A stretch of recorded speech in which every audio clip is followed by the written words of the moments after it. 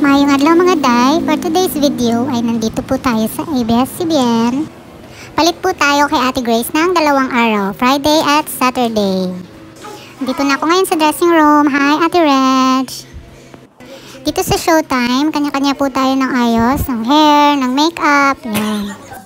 Tapos na tayo mag-ayos, so mag-aantay na lang po tayo ng oras ng live. Live po today is 12 noon.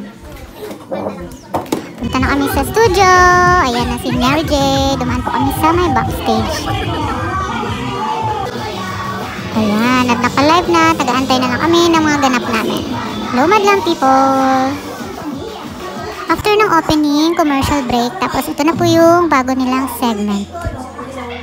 Hi Meme, gusto ko po yung skirt nyo. Ganda.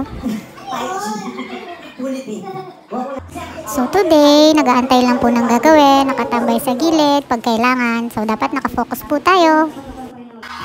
Ito pala yung bago nilang segment, yung Step in the Name of Love. Ayan, sa lahat ng mga single dyan, mag-audition na kayo.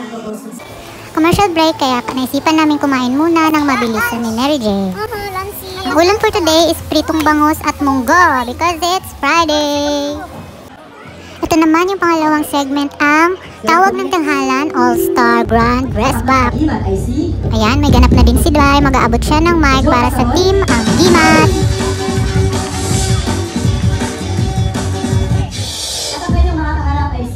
In fairness sa lahat ng contestant guys, sobrang gagaling nila. Ganito pala manood ng live, the best. Commercial ulit. Ayan, ganyan lang yung gagawin sa everyday na trabaho nila Ate Grace and Mary J.